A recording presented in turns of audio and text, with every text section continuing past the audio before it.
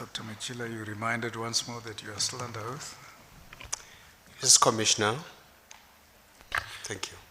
Commissioners, before we proceed further with Dr. Majila's evidence, I want to return, with your leave, to the issue of political interference and the procedures that Dr. Majila had in place concerning those. I'm acutely aware that we're going a little bit backwards in time, but if you bear with me, I believe that the information is relevant. 144. That's 144. Dr. Majila, in 144, you talk about the fact that people had gone effectively behind the back of yourself and others to deal directly with senior managers, bypassing PIC executives to exert influence over deals at that level. And then you then say that you established a deal screening committee to deal with that. Can you just briefly explain to us what was that deal screening committee? Commissioner, thanks a lot. We had challenges with deals that were brought about by politically connected people, and most of them were able to reject upfront, especially when they don't fit the portfolio.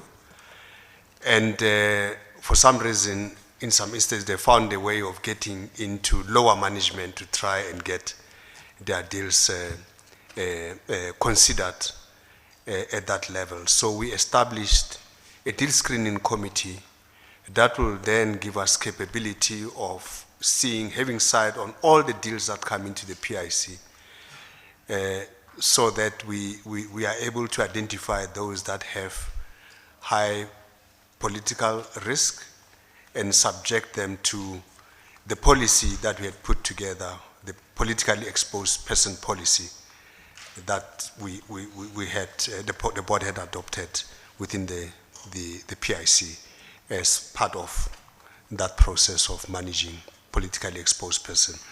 Insofar as the meetings are concerned, I have used the politician within the PIC to deal with political matters.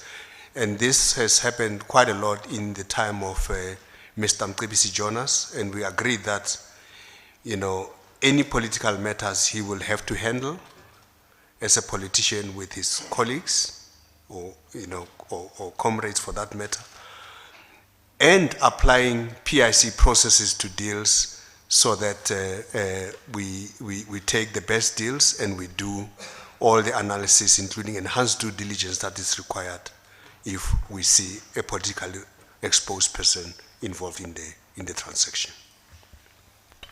Then, Dr. Majila, later on in your statement, you deal with the infamous airports meeting where you met with the chairman and deputy chairman, and you say there that you explained to them that the deal in question was subject to the politically exposed persons policy. Can you briefly tell the commissioners what is that policy?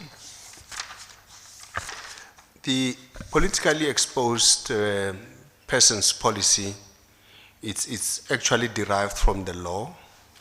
There's a law that deals with politically exposed person. I think it's under FIC.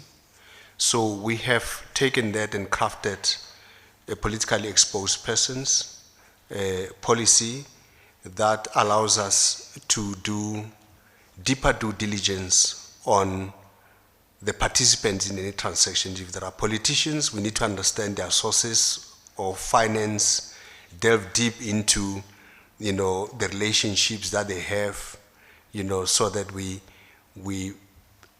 ensure that the political reputational risk exposure on the PIC side resulting in this transaction is minimized, if not eliminated. Thank you, Dr. Machila. Then, Commissioners, moving forward now. Sorry, it does, can I have a question on this question of your screening committee? Do you have or have you implemented at the PIC a log-in system that irrespective of where a deal originates, it is logged into the system by whom, where it originates from, who brought it in the first place, what is its process within the PIC, so if it's gone from stage 1 to 1A, 1B, stopped at 1B, who was responsible for stopping it at 1B and why, so that you can track any deal coming into the PIC through that mechanism of a screening committee? We have, Commissioner, attempted to do that. We even implemented a system. Unfortunately, it never worked that well.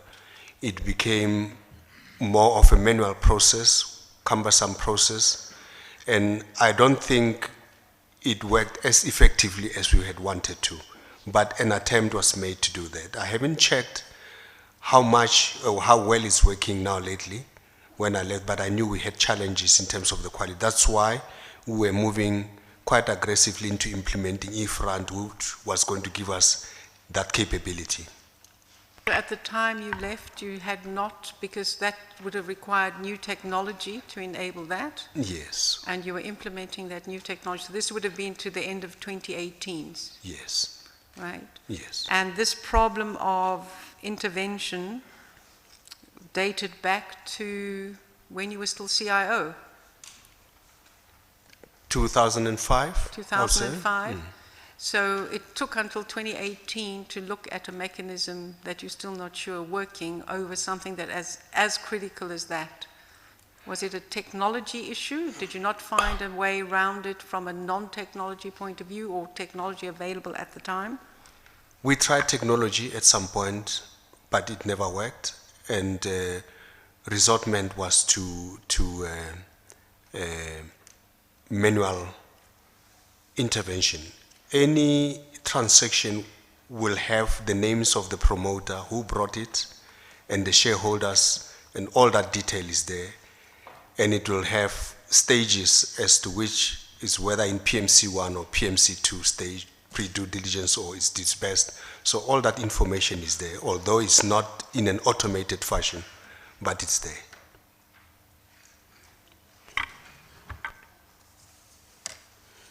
Then moving on, Doctor, to paragraph 156, which deals with the PIC's impact on the South African economy. You've said that the PIC has performed above the benchmark, even in the current economic decline. And you then say in paragraph 157 that it has had a positive impact upon the unlisted investments space in this country. Is that correct? That's correct, Commissioner. Our unlisted investments has made a difference to the economy and the lives of people. We've created jobs with this. We've created enterprises. We've given many other participants in the economy a chance to do so.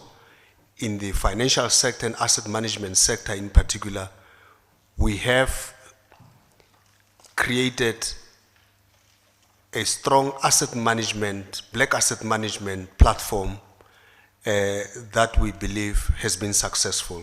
Some of the managers that we started, very small, are now big, managing 500 million to managing 40 billion or so because of the PIC's intervention. So we've been successful, especially in the financial sector, asset management space, to drive transformation. Black stock brokers, we put a policy that says we don't allocate, we will allocate more than 50% of brokerage allocation to black-owned stock broking firms, those that are 51% plus. Our BEE asset management program has worked wonders to a point where the amount of money that the black asset managers are managing out of 5 trillion is only 10% of that, 500 billion of the total assets under management. And of that 500 million, 100 billion is from the PIC. And this we started way back in 2007 when we spoke yesterday about moving more than 150 billion into the PIC. That allowed us to start this program. And I'm glad that it has been successful and we've created, as I say, real asset managers from what we call spaza shops at the time. Also, we have been able to create jobs with the unlisted investment. We've built hospitals with monies of the GPF and the UIF, affordable housing in excess of 45,000 units, housing finance 97,000, student accommodation 11,900 beds that we've delivered, loans to students 43,000, SMMEs that we've supported 785 through this unlisted investment, including a lot of advisory work in the financial space by black advisory firms. So we've been quite active in promoting transformation in the financial sector. Then, Would like to put on notice that in due course we will need to discuss further the advisory firms. So I don't want to follow it up now, but I would want to just highlight that so that we come back to it, unless you want to deal with it now. We have asked the PIC to provide us with a list so we can present a Okay. picture as we Exactly understood who? it. Yes, yes. Thank you. That's the information you've requested. thank you, Dr. Machile. Then you say that over the last 3 years, that's 2016, 2017, and 2018, the PIC has had a corporate surplus of approximately 400 million rand per year. Is that correct? Yes, we have been able to generate surplus. Of course, we need to understand that this surplus has been generated through a strict financial management program. And we are happy that we are generating this in an environment where some of our state-owned companies are not doing well. Then in paragraph 163, you say that, in fact, the PIC has been able to pay dividends to the shareholder, which is the state in the past 2 financial years, this despite the current economic climate. We did, and Commissioner, as I explained yesterday, that our desire is not to pay dividends out of management fees that we levy, in the portfolio, in the management of the portfolio on our clients. We would like to pay management fees out of value add, either it's outperformance that we generate or other activities, including the sale of our position or our shareholding in Harith Fund Managers that allowed us to pay a dividend to the shareholder. The dividend policy is still under discussion, to ensure that it really ensures that we don't pay dividends out of management fees. Just a question on 161. Given that you have made a surplus, how do you contrast that with the sort of problems with bonuses and the vacancies, high sort of the vacancy rates within the PIC? How do you reconcile that with the surplus? Yeah, I think one can argue that maybe the surplus is because we haven't spent monies elsewhere. And that's correct, because there are certain areas where we still have vacancies that needs to deal with. Yes. Despite the issue of bonuses, bonuses are budgeted upfront, and we know what the pool is going to be roughly, and that pool gets approved. So it's net of that, this surplus. So the biggest concern should be around, are we fully capacitated? Is the structure good enough to be able to drive the mandate of the GPF beyond this point here. And I'll say, no, there has to be a bit of restructure. And what has made us not to spend quickly is because we're in the process of enhancing the model. We had a strategic breakaway, early in July to look at how PIC should be reorganized. Okay. Because we haven't reorganized the PIC since 2010 when the GPF changed the mandate to global. We stayed almost the same until the letter that was circulated this morning said, but you can't continue to operate like commissioners. Can you adjust your model so it becomes a private equity? We didn't go far enough. Our budget in terms of employment would have been closer to, we expect employees to be closer to 450. According to our projections, we are at 350, so there's a huge gap that still needs to be filled. But that should be informed by a model going forward.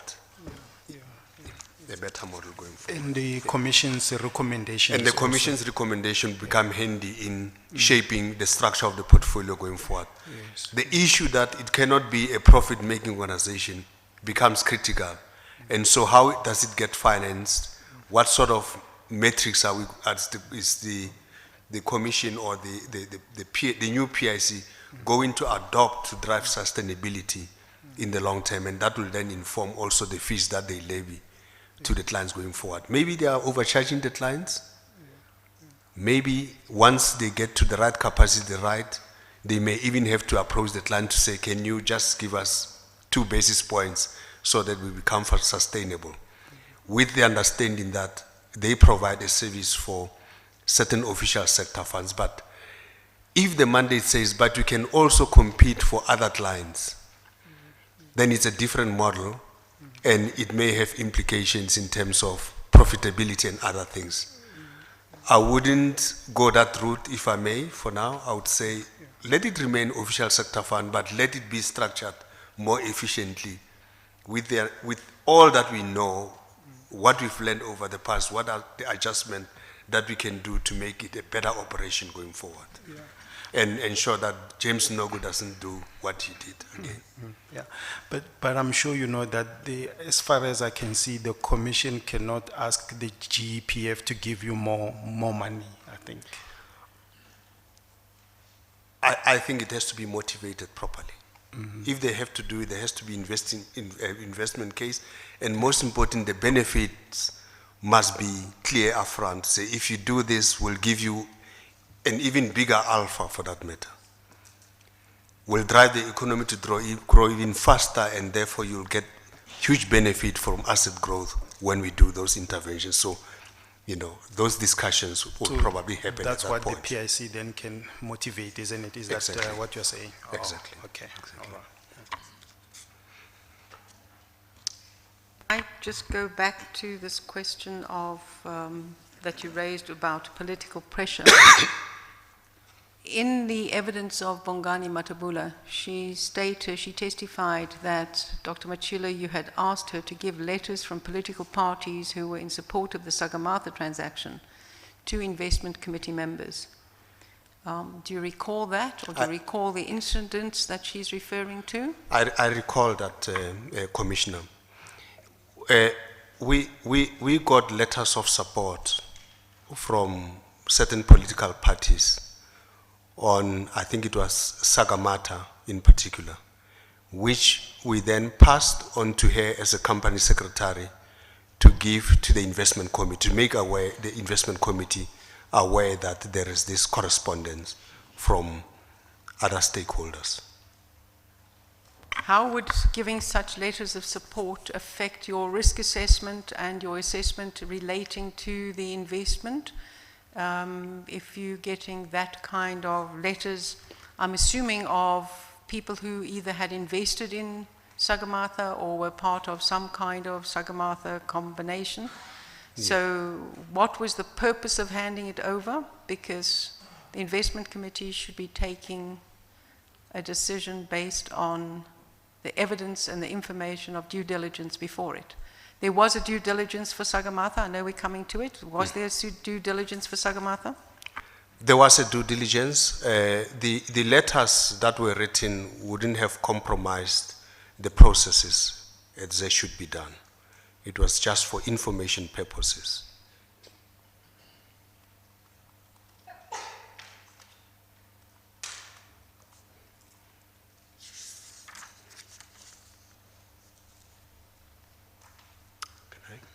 Commissioner, can I proceed? Yeah. So, Dr. Majila, then if I can refer you to paragraph 165 of your statement, you talk about two approaches by Trillian and regiments to the PIC. Will you deal with those for us, please? Yes. Commissioner, we at some stage were approached by the Trillian and regiments separately. Trillian were asking us to participate in a private placement of Transnet bonds to the tune of 6 to 7 billion, to 9 billion. And regiments on the one side was asking us to participate in the optimization of land bank's balance sheet, which was a figure of close to 10 billion. And we didn't participate in that. We refused because we didn't understand why we needed a middleman in two state-owned entities that have dealt directly with the PIC in the past. We've participated in private placements of Transnet. We've participated, PIC has been the biggest supporter of land bank. Probably 60% of the balance sheet is through PIC on behalf of its clients' investments in the fixed income instrument that they've issued. So there was no reason. I don't think it went well with them because I was informed that the minister was told that I'm not cooperating. But you viewed those two approaches and the deals that were proposed simply as a method of fleecing public money? I believe so, Commissioner, because as I said, we were aware of the balance sheets of the two and we've participated directly in private placements without any middle person. Thank you. You've also informed me that, in fact, there was an approach in respect of the Shiva mine, with whom the... Yes, Commissioner, around 2010, we were put under pressure by, I can't remember the name of the company, it would be Oak Bay, I believe, that were pressurizing us to invest in a uranium mine, I think they called it Uranium 1. And we put up a big fight, and eventually we won because we didn't invest in Uranium 1. I think it was eventually listed and became Oak Bay Resources, and it ran into difficulties at some point. Then, from paragraph 167 onwards, you deal with the impact on transformation. You've already dealt with that fairly extensively, so I'm not going to ask you to deal with that any further. You refer to an annexure DD24, which is the transaction approved advisors, which we're still waiting for, which Commissioner Marcus referred to. And then you just give some illustration of the transformative impact of the PIC under your watch as the CEO. Can you give us those impacts just in a very brief form, please? Commissioner, I think we've touched on some of them. We spoke about our interventions in the asset management space, that almost 100 billion that the black asset managers are managing, the 500 million that they are managing is from the PIC, and they've grown. Some of them have grown 10 times. Some of the now known asset management would be Miaho Asset Management, Mazi, Mergent, Sentio, Argon, Sphere, that have really grown from nothing to quite significant players in the asset management space. I'll ask a question there, Dr. Machila. The black managers are still complaining. I mean, they acknowledge the great work which has been done, but they're still complaining that that money is still little and that the PIC could give them more. So I just want to understand what's your thinking there. It's all about asset allocation. You can give more if you see a bigger chance of more alpha generation. Else, if you give more in situations where their fund sizes may become too big, you are back to the problem that we experienced way back in 2003, 2004, when we had to take some money back and readjust the portfolio. So there's a balance that we need to strike in terms of how much we can allocate to the fund managers. At the same time, I thought it can't be PIC only. I would have thought even other big insurance companies will see the importance of driving transformation with the asset base and therefore also allocate to black asset managers to enhance their BEE scores. I think that's something that the powers that be should look at to see how we improve the allocations through some interventions in the insurance sector. The big pool of monies that are sitting with companies that are not necessarily so transformed that they can enhance by making those allocations alongside the PIC, I believe.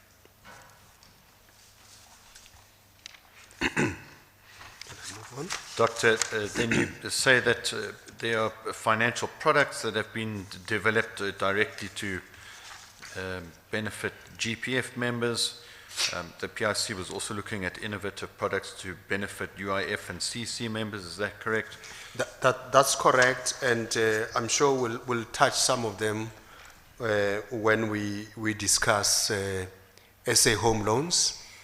But the most important one was an attempt to create a housing loan for members of the GPF so that their monies can work for them before they retire through a scheme where they can borrow and build houses for themselves or buy houses for themselves, and even cars and education, finance, and many other such. So we have been trying hard to create those kind of benefits for the members of the GPF. Then in paragraph 171, you say that the PIC has also driven long-term... Sorry, just before you go, I'd like to just ask you, you mentioned Bayport and African Bank, Good Bank. Yes, indeed. But on Bayport, can you just advise us a little bit of how you assess risk? Bayport, as I understand it, is a financial services provider for public sector employees in sub-Saharan Africa and South America. I'm not sure that South America wouldn't need some differentiation because it's not homogeneous. But the question for me would be, you've got a just under GPF has a just under 21% stake, $150 million investment. And how would you assess risk in such an investment, given the diversity of countries and structures and funds? Because obviously there's currency risk, there's growth risk, there's all kinds of risks. How would you assess risk in relation to such an investment before you make it? Commissioner, we've got experts within the PIC that will advise us on how risk would be managed or how the company is managing risk. And therefore, using that analysis, they will make a recommendation to us that this is something that we can invest in. It's a company that we can invest in from the analysis and recommendation of the experts. Those I'm are not- PIC I'm- expertise? Yes, That's internal- PIC risk expertise under Paul Magula at the time? Yes, under Paul Magula, but what's important is that PIC does outsource where it's unable to make an assessment or an ability to make such an assessment. We outsource to service providers that will give us such assessment. The list that we spoke about of financial advisors will probably have list of those who would have provided service, specialized services of risk assessment and many others as part of the due diligence, where we don't have internal capacity to do so. Thank you. Then, Doctor, in paragraph 171, you talk about long-term sustainability in investee companies through ESG, which is the environmental, social, and governance process, which is applied to all investments across the portfolio, both listed and unlisted.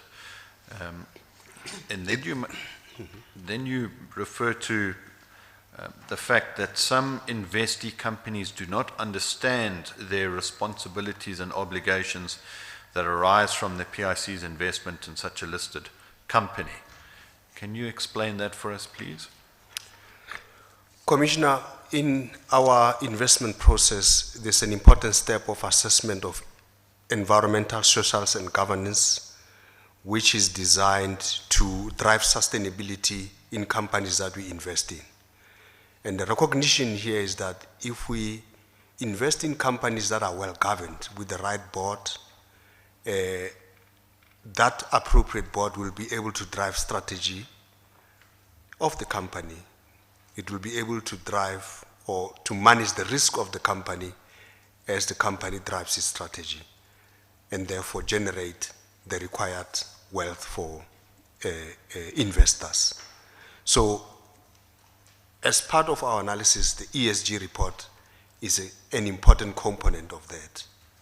And it applies across all investments, whether it's debt or it's equity or whatever instrument, we do analysis of ESG. In investee companies, we do also advise, especially in the unlisted space, we will invest in a Makaya, and then advise them on how they should be dealing with ESG matters so that they also drive sustainability. The importance of that, especially when they are funded by monies of civil servants, they have a responsibility to make sure that they manage ESG issues, social issues, to drive inclusive growth as well, to make those who are less privileged participate. It can be in the form of foundations, it can be a form of job creation, it can be the form of enterprise development. We then give them scores, baseline, and targets so that over time they can improve their ESG scores and make the company sustainable. So sometimes investee companies don't understand that obligation. And we really get into fights around governance issues, including an example of MMI that has taken us to court for various issues, which is very much governance related. But MMI and Mikhail are the same person? Yes. In fact, Mahai is a PIC vehicle. They are into Bulacha Tloho, but it's controlled by the same person. MMI? MMI. Yes. Mr. Maponya? Yes. So you've used two examples, but I mean, there's a lot more that we will come to, I'm quite sure, in relation to Mr. Maponya, because these aren't the only two. Yes. But yes, we'll come to it. I'd rather deal with this when we're dealing with MMI specifically. Okay, then now. Okay. Just a question. Go ahead. It's fine. I'm sorry to interrupt. Just for administrative purposes, I need to know, will the commission sit after 4 or is there adjournment at 4?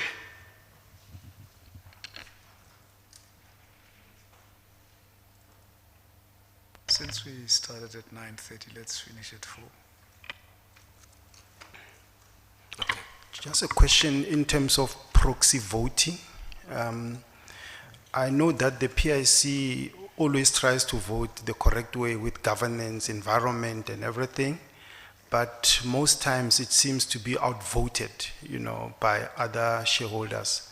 How can the PIC marshal the other people to ensure that these principles are carried out? The ESG and the others. I think we've tried to make them public, for public awareness, because my understanding is that once you try to marshal, you may be seen to be acting in concert, which may be problematic in law, I'm told. So the best we can do is to publicize our views and our voting, which we are doing now, and with the hope that some will understand and join us. But why are the other pension funds being so lax about, these principles, the ESG and the other principles? I have no idea. It will be difficult. I haven't done that analysis to say, but where is the problem? I haven't done so. Okay. But on that question, Dr. Machila, isn't there another vehicle? I mean, you are the investing body, and you have conditions that you would like to have, not just in terms of what the entity is and all the things you've outlined, but governance, social responsibility. Surely these can also be conditions precedent of an investment, especially a significant stake. That there's attention to issues in a particular way as a precondition. It really depends on what stage we are in the transaction. Sure, but I'm just saying it's an additional vehicle. It's not only to publicize when you're in. Yes. It is a vehicle that you can determine, or some of the criteria that you measure in a decision of investment. Absolutely, I fully agree. I just wanted to highlight that the stage of the transaction becomes very important as well, because you may have those conditions or aspirations in initial public offering where you can't change the rules quite easily. I think the JSC explains what the PLS is about to this commission to say you can't change certain things, but you can say, company, we are interested in your stock. We will want to engage on these matters because we believe it will enhance value, not only for us, but other shareholders will benefit if we can do this kind of things or make these important changes into the future. If it's a rights issue, that one is easy because now the company is desperate to say, you're not going to see our money until you do X, Y, and Z. That one is fairly possible to implement as well. But we don't, again, rule out the possibility of a negotiation, when you believe not only the PIC is going to benefit, but the bigger stakeholder base will benefit out of a particular action. Have you done that in any of the rights issues? We have done so in quite a number of them. And they've been met? By and large, we have seen positive changes in our engagements with these companies.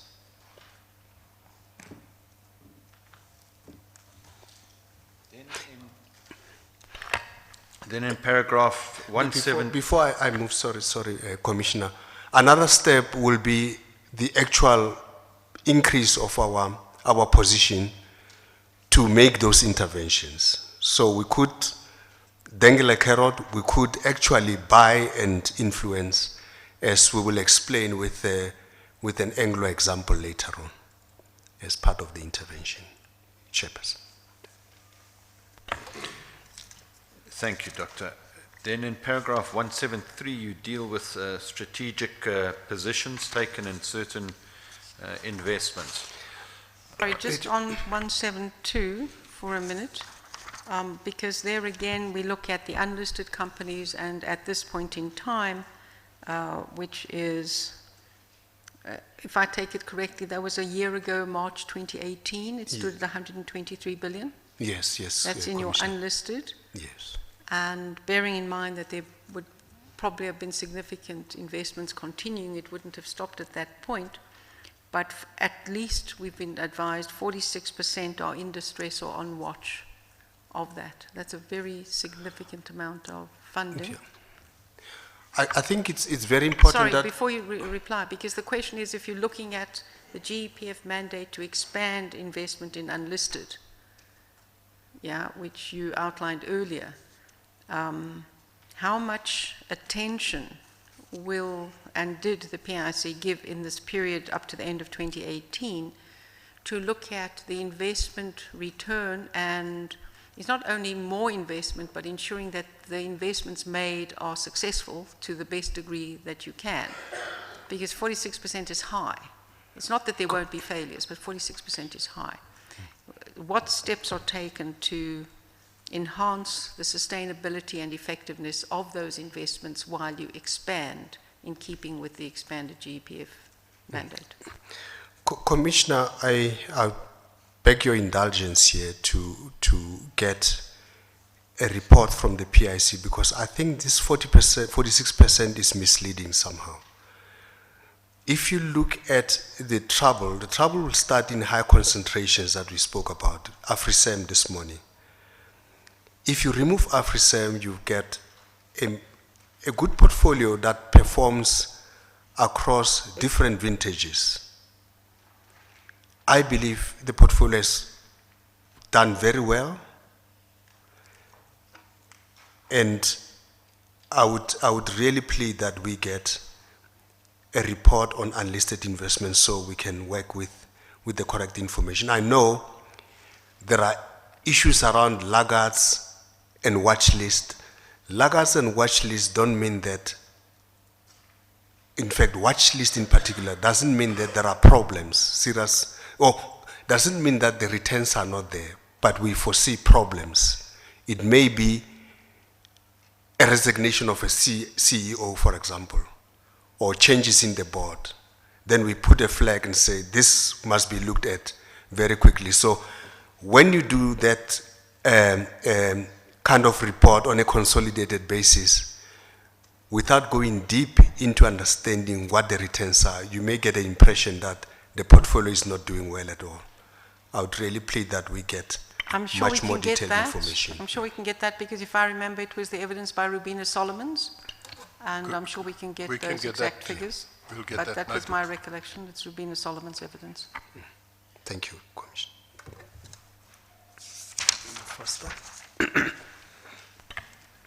Thank you, Dr. Mchile. If we can now move on to strategic investments, you say that the PIC took a strategic position in certain investments. Those would have been to drive a particular strategic outcome, such as value unlock, wealth creation, B-BBEE participation, defending the national interest, a long-term or thematic investment, or exit or exposure reduction to sell BEE groups that meet some of the criteria. This will also include possible ESG interventions in this list, Commissioner. And you give some examples Yes. in paragraph 174. We give some examples in paragraph 174. If I can go straight to the big one, Anglo-American. On Anglo-American, we doubled our holding at the time when they indicated that they wanted to sell certain assets to fix their balance sheet.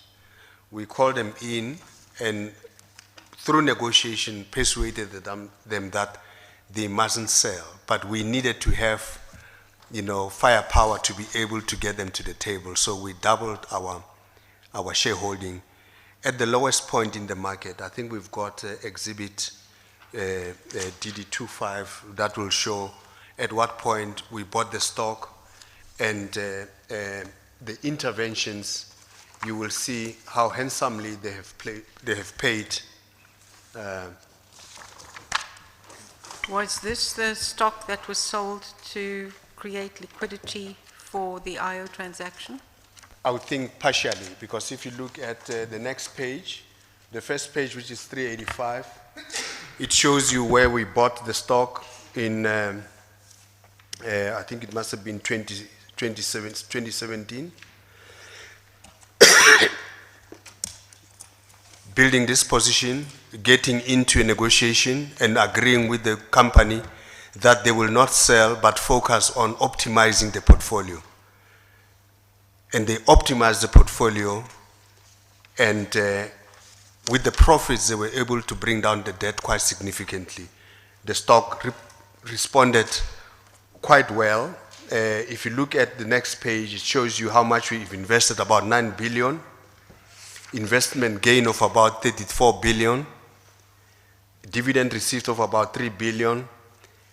And less realized profit, which will include a little bit for IO, with a net return of 20 billion. The less hedge settlement there is the continuous hedging that we've been doing over time to try and cushion any potential downside. But it's a small portion of the total investment. So we have done exceptionally well on this stock. And there was a standing selling order when IO was done. That's why we said we can continue to liquidate portions of Anglo to fund IO transaction. So that 3.9 billion, was that sold to finance the IO transaction? Part of it. Part of it? Yeah, because some of the sales have been happening over time Oh. as the stock was running to try and Okay. reduce the exposure over time. Okay. Some of the, if I may proceed, can I? Would you just explain to us what a standing sale order is? In other words, it's been sold as and when we see an opportunity to take profits. Thank you. And So- just another question, and the hedge on Anglo, what was it, a put option, or what was the hedge there? It's been a zero cost collar that we've moved over time. In other words, buying puts and funding them with a collar with some upside, and then ratcheting it up over time as the share price improves. Okay. Or rebasing it if the share price drops by realizing the put value and then putting in a new one. So it's been Okay. a very dynamic hedge All right. over time. Yes, Yes. I didn't do PhD mathematics, that's fine. Yes. Okay. If I may proceed, another intervention that we spoke about earlier is the Chilean CFR. We had to buy more so that we can influence either a huge premium or no deal in that hostile takeover by CFR Pharmaceuticals. I think I must stress that we were prepared for a bigger premium commensurate with handing over such an important asset of the country. When I left, following regulatory issues in Nigeria, the stock price of MTN fell pretty hard, and we bought quite a significant amount, moving our shareholding at the PIC from 17 to 26%, with the view of engaging with the company on how we can resolve this matter and unlock value. And I think the share price has increased close to 20% ever since, so we've added quite a bit of value, even before getting into execution of the strategy of dealing with regulatory issues in Nigeria. So these are some of the strategic interventions. The big one that we did was on Eskom, and this was at the time when Eskom was facing some short-term liquidity challenges, recognizing that if Eskom defaults, then the country is defaulted, and they requested us to help mitigate that risk for a period of 30 days, and we did it. They paid us back within 30 days with interest, and the lights, we kept the lights on in that way. So these are some of the strategic interventions that we will do from time to time to enhance our portfolio position. Then you mentioned that you led the development for a new and far more effective BEE funding policy. Before we get to that, Commissioner, we do mention Pareto that we'll discuss at some point as per Commissioner's request, and Lancaster, why we were doing Lancaster, or Steinhoff to fund Lancaster to take a 2.25 position in, 2.75 position in Steinhoff International. We'll explain that as part of the strategy. And Commissioner, we developed a new BEE funding policy, and this was the recognition that the traditional BEE funding structures of pref shares to fund equity have failed. So we thought of a much more, sophisticated methods of financing BEE, and we borrowed from private equity. So the requirements here is that, or the thinking here is that we are financing equity if we're doing a BEE transaction most of the time. So why don't we fund with an equity-like instrument versus trying to find equity with a debt-like instrument with interest that rolls up?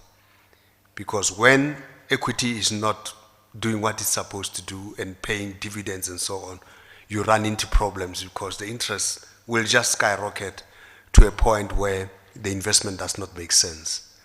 So we then borrowed from private equity and say, if you want funding, first you have to have a clear understanding of the nature of the business and tell us how you are going to add value, how you are going to extract value in this company that you want funded. So we expect the promoter to be astute in terms of the business strategy and operations and where to create value or add value. And based on that, we apply the 80-20 principle, or we can even apply the 75-25. In other words, the PIC will hold a 75% equity in the SPV that is being used to finance. BE can hold 25%, but this shareholding will only accrue value if the PIC has met certain targets. And these targets will be set by the debt instrument that we put in place to fund the assets under consideration. So if I unpack it again, if there's an asset to be financed, let's say it requires R1 billion to finance, and the BE wants funding for that, we'll say, BEE, let's set up an SPV. This SPV will be owned 25% by yourself, 75% by the PIC. In terms of the rules, if you calculate the BE-ness of this SPV, it will be 100% BE because an institutional investor will then be eliminated in the calculation. So the SPV is BE compliant. And then this SPV is going to borrow money from the PIC to buy the asset. The funding cost could be 10%, and that 10% determines the threshold above which any value that is created, once the debt is serviced, the BE can participate. BE has to be operationally involved, like in private equity, where the general partner will have to find a way of creating wealth out of the asset. So it's the same principle. And BE has the right of first refusal on the shares that the PIC will be holding on behalf of its client. So BE over time, if it creates value and the asset does exceptionally well, they may actually end up exiting PIC completely and becoming 100% shareholder.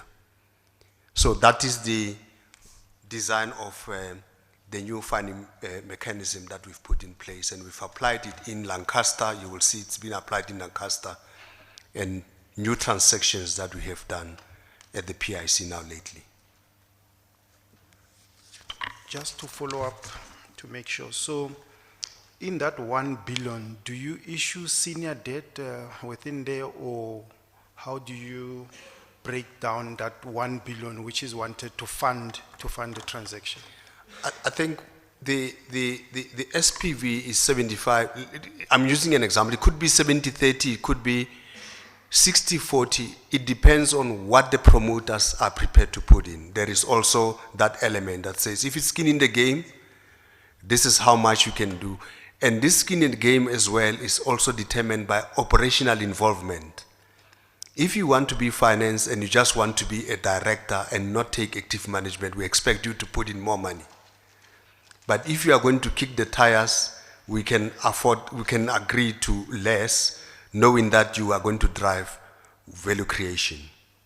So the consideration of 1 billion will be a loan to the PIC, not any rank, but a loan to pay for the asset, right? And then once the asset is paid out, then the equity can kick in at that point, yeah. It will be a loan, say at 10% and all that? A loan at 10%, And then once the dividends pay out that and all that, then any profit is shared 75-25 Yes. between the PIC and the, yes, yeah. yes. And if it does exceptionally well, the BEE, with the value that they're creating from the equity, they can start buying PIC shares to increase their shareholding to a point where they can even completely buy out the PIC. So it's also a nice exit mechanism for the PIC in this construct.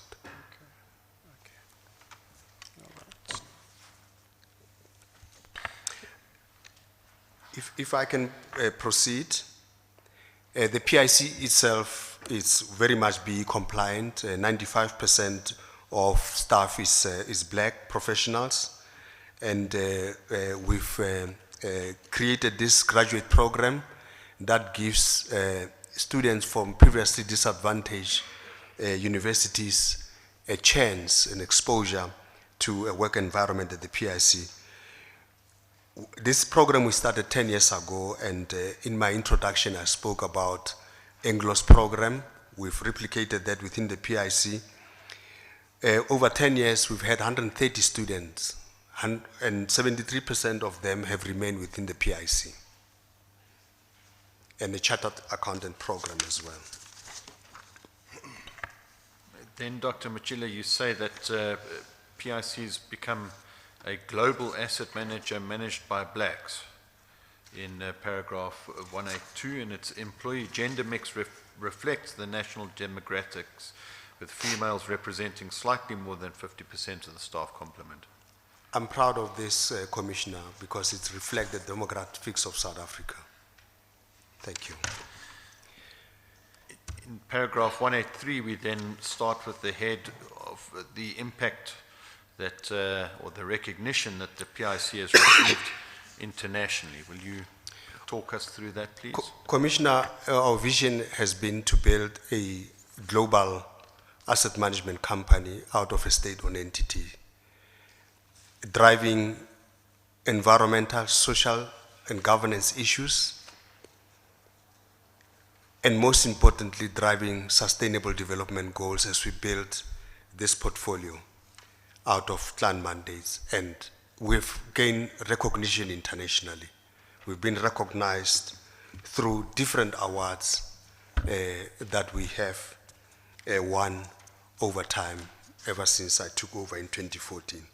From European Magazine Award, Best State-Owned Entity, Best Corporate Governance Award, African Business Leadership Awards, European Magazine Awards for Asset Management of the Year, CEO of the Decades from our APSIP.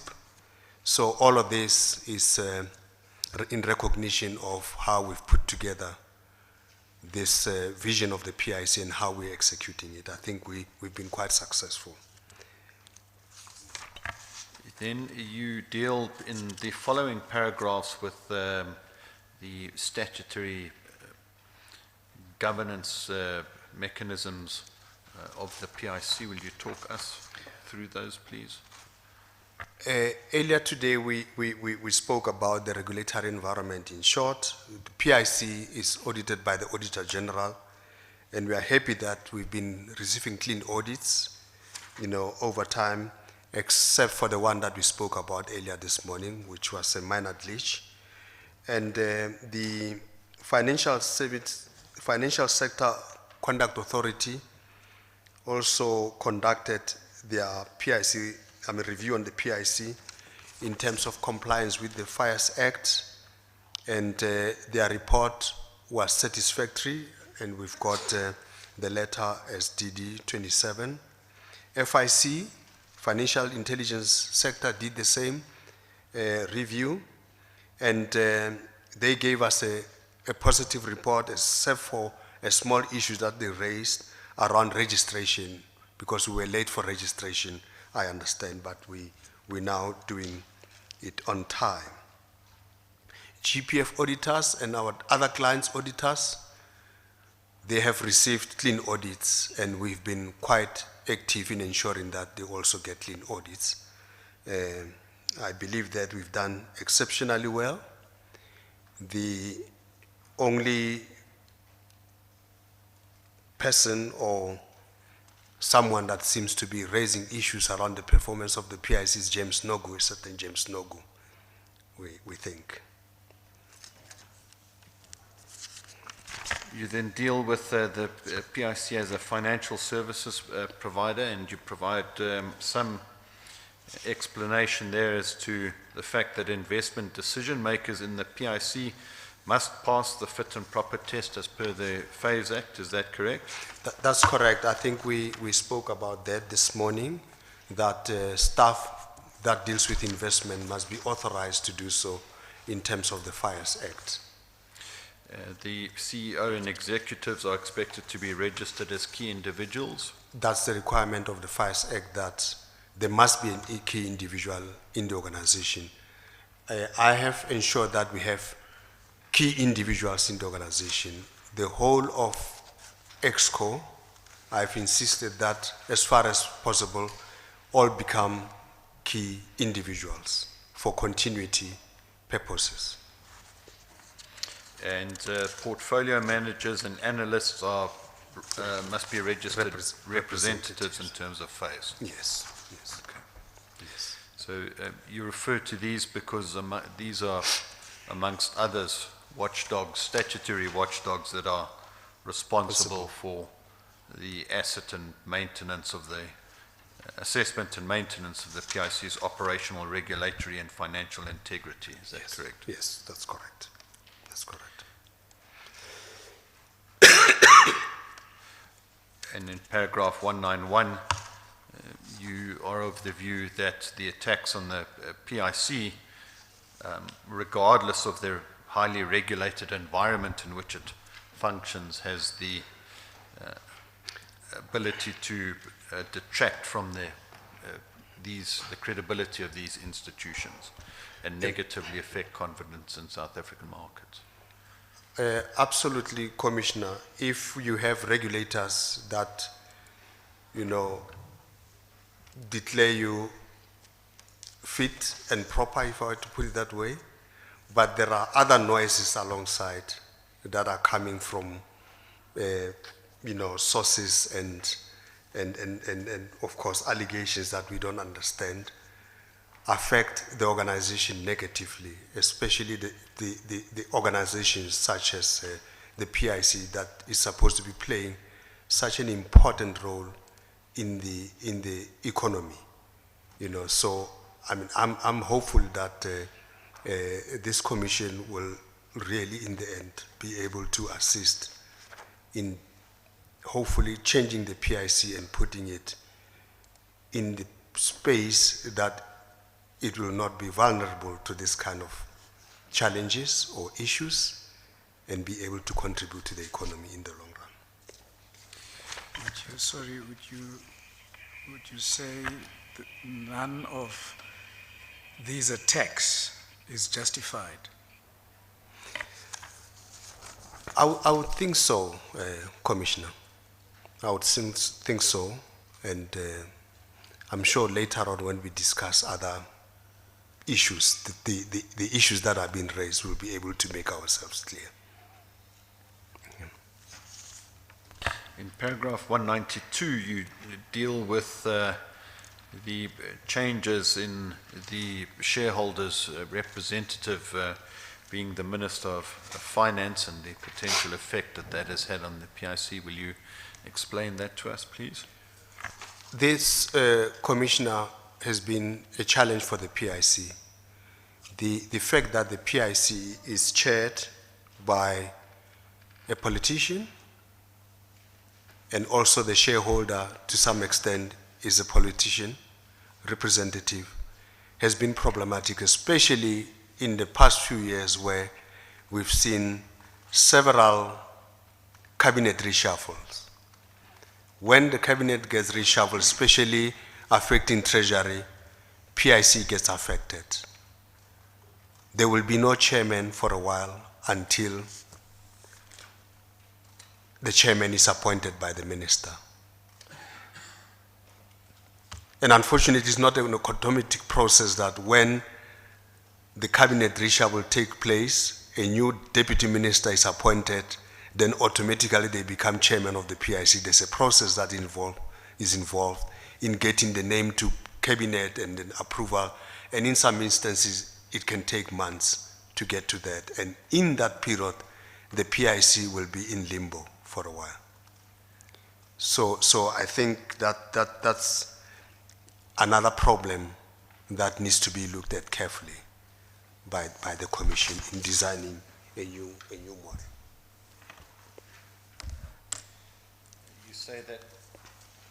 You say that the obvious lack of stability and consistency in those positions has resulted in a vulnerability in the PIC. Is that correct? Yes. It's What really vulnerability is that? Will you explain? I think the moments where nothing happens whilst we're waiting for the chairman makes the PIC vulnerable, because really it comes to almost like a standstill. No transaction gets done whilst we're waiting. And there have been instances where certain breaches of regulations, like just filing for PFMA, doesn't happen on time because there's no chairperson, and therefore the board can't sit and approve a corporate plan for compliance with the regulations. So that's the nature of the vulnerability, that we find ourselves on the wrong side of the law due to non-compliance because of this kind of changes that happen.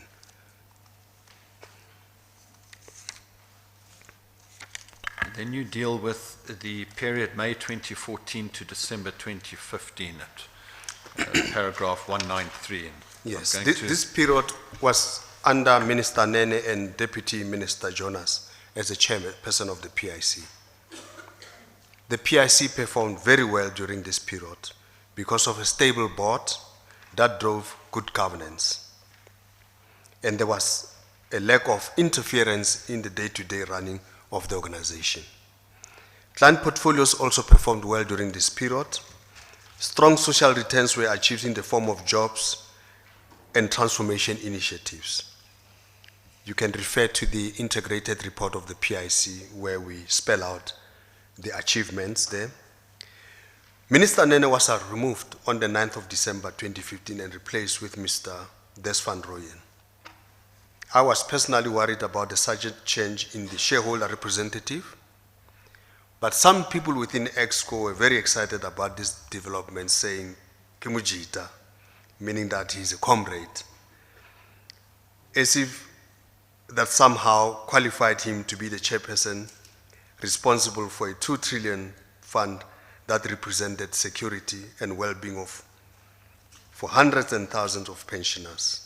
Sorry, who's Demjita? Van Rooyen, is that? Yes. Demjita, okay. Yes, Demjita. No, it's apologies, Commissioner. Yeah, I think we wanted to go to page 70, 74, and I mean, these are quite important points, so maybe there you can spend more time, Okay. From now. You don't have to read bit by bit, but you can spend more time because these are quite important points. Okay. Thanks, Commissioner. As much as they were looking forward to working with him, I was relieved when his term ended 5 days later, because it became clear, at least to me, that the stability of the PIC would be tenuous henceforth. The period from December 2015 Someone to... must have been disappointed, though. Commissioner, I beg you? Saying someone must have been disappointed. I mean, I wouldn't like Oh, to yes, serve- oh, yes, oh, I yes. wouldn't like to serve for 5 days. In a Oh, position yes. of- That's true, Commissioner. The period December 2015 to March 2017. This period under Minister Gordhan and Deputy Minister Jonas as chairperson of the PIC was a fairly stable one too. Mr. Pravin Gordhan was brought back the Monday after that incident. The replacement of Mr. Nene with Mr. Gordhan did not have any significant impact on the PIC because the chairman remained the same. So we could work very well without interruptions. However, some of the Treasury directives issued by Minister in terms of the PFMA had a material impact on PIC operations. The one that had far-reaching consequence was a letter instructing the PIC to seek the Minister's approval for any bonus pool allocation to the entire PIC and payment of STI to executives. A copy of the letter is attached under DD29. I'm not sure if we received that. We're still waiting for that letter. We don't have a copy here, but we have seen it before, many times. Thank you. Yes, yeah, many times. Please proceed, I just, Doctor. Dr. Machil, I just want to spend time a bit on this paragraph, especially directives, from the minister, and just to get some views from you, because we have canvassed this question before. Look, the Minister of Finance has got the power to run the PIC, but do you think that there are things that the minister should do and there are things that maybe the minister should not do in terms of the directives? I think if we're to draw parallels with what's happening in the private sector, especially around HR issues and remuneration, listed companies are expected to develop a remuneration policy, a clear remuneration policy for their executives in particular. And this would be approved by shareholders at an AGM. And the implementation of that policy is left to the board of directors. I would have thought the same should apply in the case of the PIC, especially on issues such as remuneration, which really involve human capital management, could be handled differently. So if, as part of the corporate plan that we present to Treasury every year for minister's approval, a remuneration policy should be part of that. And once they have signed on it, then the implementation is left to the board. That will make it a lot easier. But what's happening now is that the board will apply the remuneration policy as approved in the previous financial year. Determine bonus pool and amounts to be paid, and then a letter will come to say, please don't pay until I've signed off. And from there it takes forever to get that sign off. The worst is the reduction, and it creates a very difficult environment in the organization. And we're saying there could be directives, but if there are things that should be within the control of the board, then the shareholder could approve upfront and leave the board to implement. Besides sort of the bonuses and the other issues, what could be the other things that the minister can sort of take to the board? Besides the HR issues, besides those? I think in a regulated entity like the PIC, I don't see much really. You know, the biggest involvement of the minister is in the operations itself of the PIC. Is it being run sustainably? Is it acting according to its mandate? You know, those are key issues. Is it providing asset management? Is it becoming a profitable organization? What are things that the shareholder should do rather than get a dividend? Can they change the construct to say, I really don't want dividends, I just want to see asset growth? Those are some of the discussions that they may have and directives that they may issue to say, to sustain yourself, can you tell me how you sustain yourself without being profitable, for example, just as an example. You know, what are the things that needs to be done? The next one will be on the governance. How is it put together? Is it put together in a way that the directors are really independent? Because most of the time we talk about independent directors at the PIC. But in the private space, a nominee director of a significant shareholder normally does not count as independent. That's what we have experienced. Now, one shareholder that appoints directors, if you use that analogy, then they cannot be independent. And therefore, we have seen the behavior that says they sometimes not act independently, but it's more about what pleases the shareholder.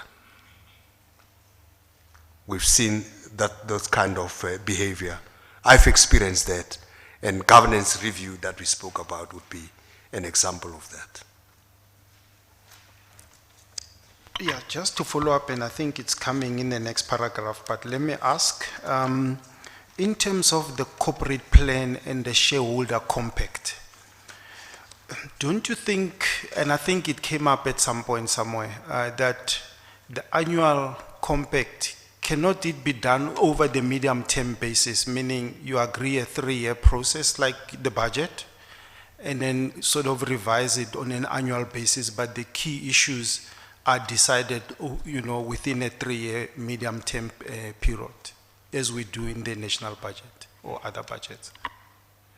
I think it would make a lot of sense, because there are, from what I've seen in the corporate plan, there weren't many variables that change, except when the letter came that we must consult on bonuses, and even an insistence that that number, the pool, must be in the corporate plan, which means that it will require a review every year just to change that number, you know, in terms of the minister's desires.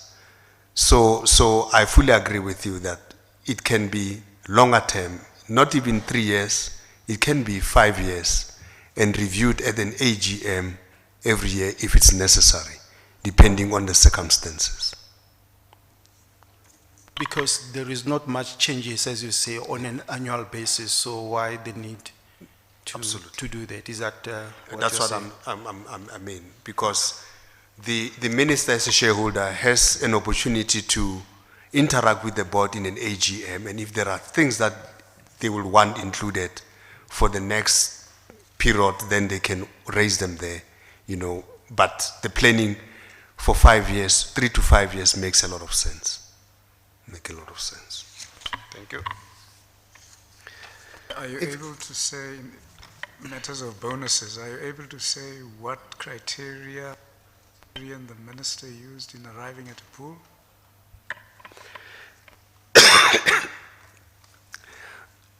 What I can remember, it's the limit, first the limit of the total pool that has to be as a percentage of cost to company.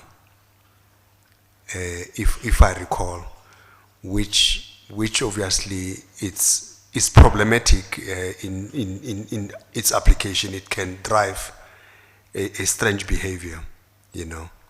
And yeah, I think that's what the main one, and then from there that they will want to approve the payment of executives. Now, the key reasons for doing that, which are acceptable, is linking the performance to the overall economic environment. I think it's important, and the minister is right, we have to take into considerations the economic environment and so on when we do such allocations, you know. But then what the number is and what other restrictions, you know, are part of that directive may become problematic if they are changed every year. There's no certainty, and gradually decreasing on top of that, because in terms of incentives, you contract upfront. Right from the outset, you agree that this is what we are going to possibly pay you if you score this kind of a number. Now, the worst one would be on the long-term incentive scheme. This one are contracted 3 years back, and letters written to say, you shall get this amount of money if you perform this way after 3 years. Then when 3 years come and you're supposed to get that money, they say, but you can't get it because the minister has decided to do it differently. So contractual obligation of the company goes out of the window because of that directive.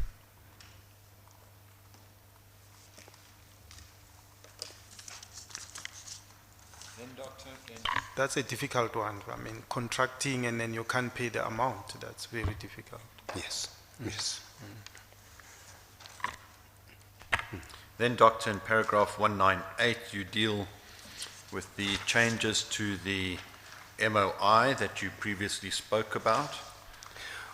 Probably, if I may, Commissioner, if quickly take you through 197, just in a nutshell, it talks about state-owned entities, remuneration regulation guideline, and PIC was expected to also comply with that as part of the directive in the payment of bonuses. So, and we tried to fit into that, even though the biggest issue that we had was classification of the PIC. There was never an agreement between us as Treasury as to what PIC is. According to state-owned entities regulation guidelines, you are either a very large state-owned entity, a large state-owned entity, middle, small, and so on. And you are measured according to revenue, assets, and profitability, I think. Now, if you look at the PIC as a corporate, it's very light on assets, it's very light on revenue, because we levy the asset management fees on the portfolio that we manage at the rate of about 3.5 to 4 basis points, making us revenues just around 1 billion or so. So if you use that matrix in the pure sense, we end up being a small enterprise and therefore paying almost next to nothing. But the responsibility of the PIC is on 2 trillion. That's where we spend the better part of our activity in the PIC and the board. That is the big responsibility. And we had argued that it's no different from the banks. The banks have got depositors and all artificial liabilities and also assets. They don't own them. Their assets is buildings and so on. If you look at that relative to us, they are very small. They may be a medium size as well. But once you say what are the assets, then they become big, or insurance companies. And we are using the same thing and say, let's use the same metrics as in the financial sector. If you use that, then we are a very, very large state-owned entity. And therefore the remuneration must be, of that order. The issue of the letter of the minister, if I may quickly, as well, pegging the bonus pool to CTC can lead to bad behavior because you then adjust your CTC so that the pool becomes bigger. But if you say it's on asset management fees, the revenues that you bring in, it may look better. So that would be the recommendation from my side in terms of how the PIC can look at a better remuneration that drives good behavior in the long term. Sort of growth in the assets, basically. Growth in the assets, yeah. Yeah.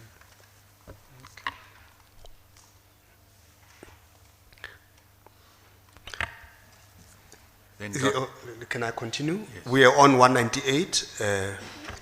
The then Minister of Finance, Mr. Gordon, in his wisdom to improve on PIC governance, wrote a letter on the 24th of March 2017 to the chairman of the PIC, Mr. Jonas, requesting the board to effect the proposed changes to the MOI. These changes allowed for an independent chairman. They also increased the term of non-executive directors by an additional 3 years, which ensured that a non-executive director could serve for consecutive terms, 3 consecutive terms of 3 years. In other words, 9 years. The length of service that is considered best practice for an asset manager. A copy of the minister's letter, I think it's attached, if we have a copy there, of the minister, changing the MOI. Commissioners, if you would refer to page 430 in the annexures bundle, annexure DD 30.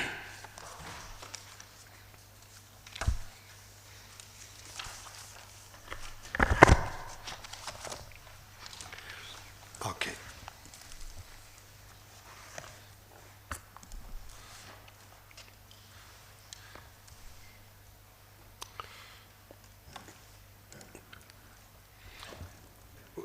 Can I proceed, Commissioner? Yeah, I think we do have that, and yeah, Okay.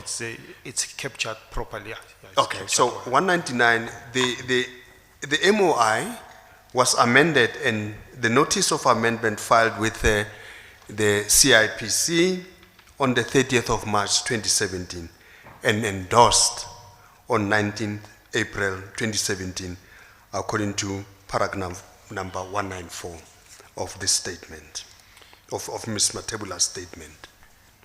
Doctor, if we can just have a look at the nature of that amendment, please. Page 430.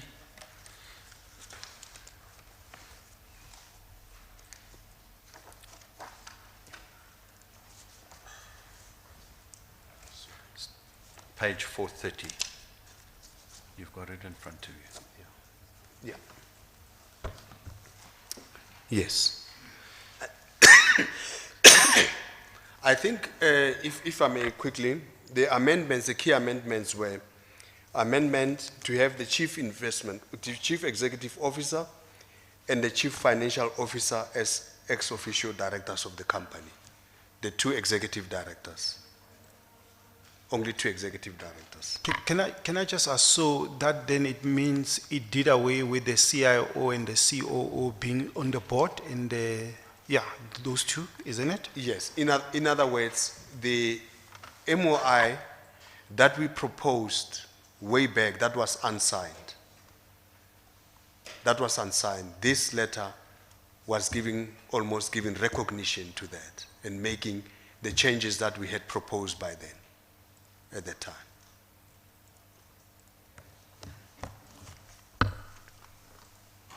Including extension of the tenure by another 3 years and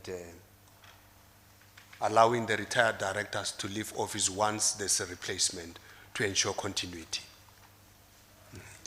Just to come again there, so the 7.1.12, it says the CEO, CIO, COO, and the CFO will be directors, isn't it? Ex officio executive directors. and it did away with the CIO and the COO. Being executive directors. Yes, and then yeah, only the CEO and the CFO remained absolutely. as, Yes. yeah, Yeah. executive directors. Okay. Thank you. Thanks, Commissioner. Can I proceed? Yes, Doctor, so we know that that amendment was effected.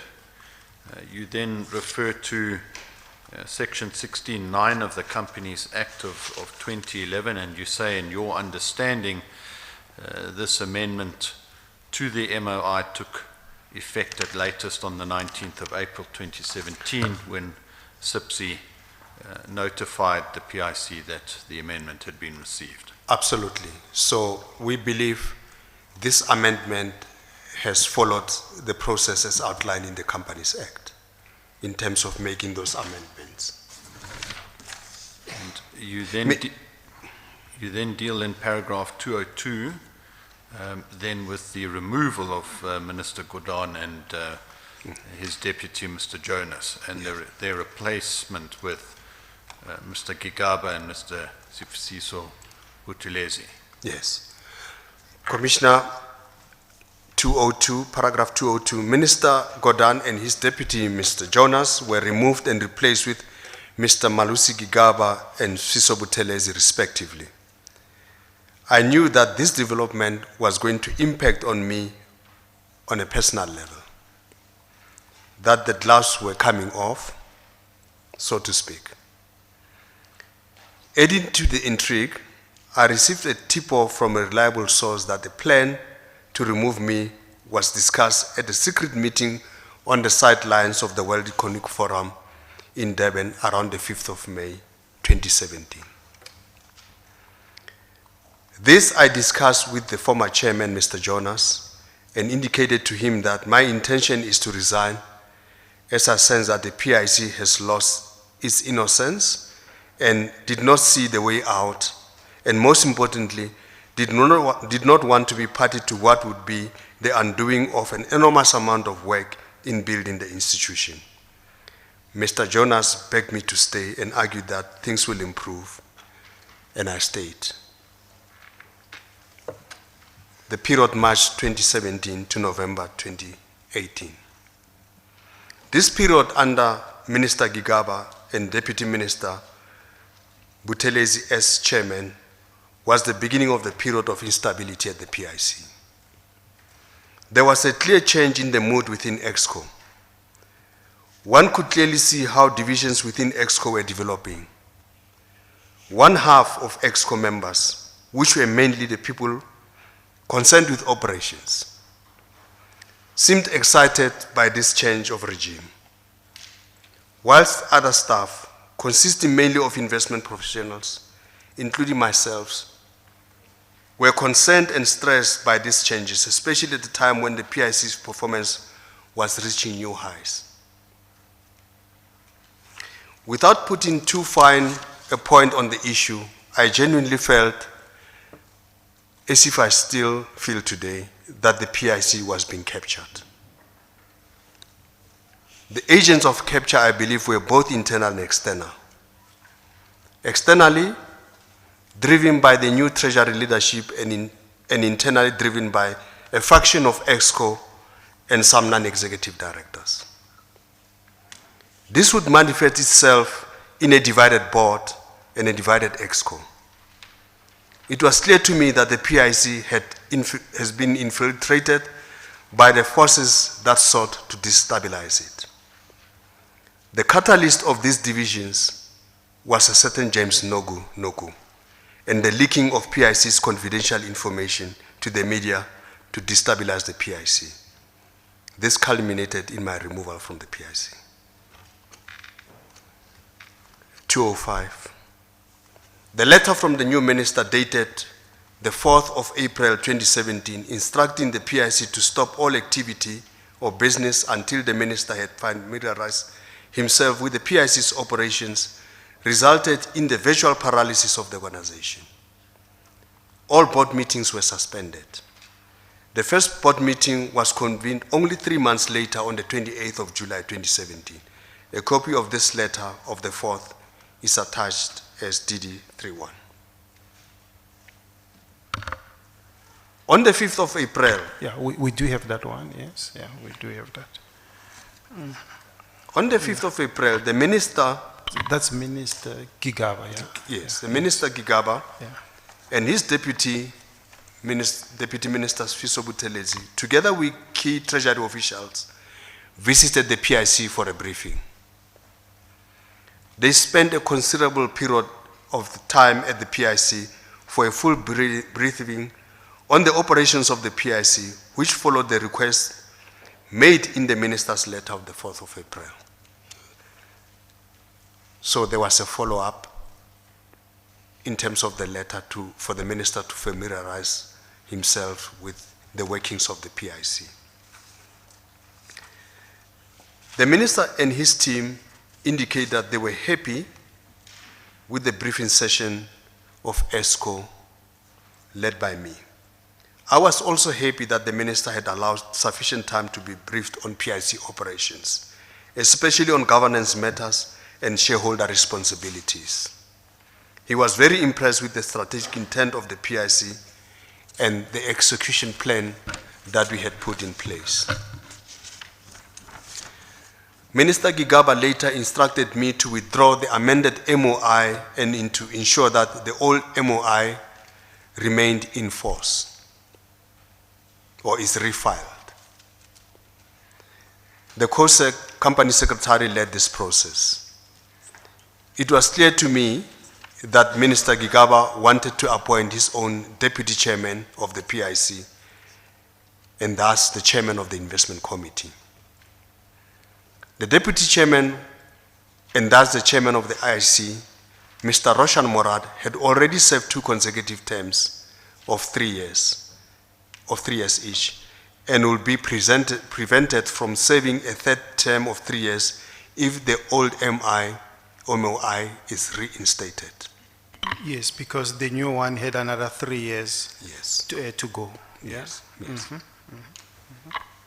However, from my subsequent investigation in preparation for my appearance before this commission, it appears that Minister Gigaba's instruction was never legally, validly implemented by the company secretary.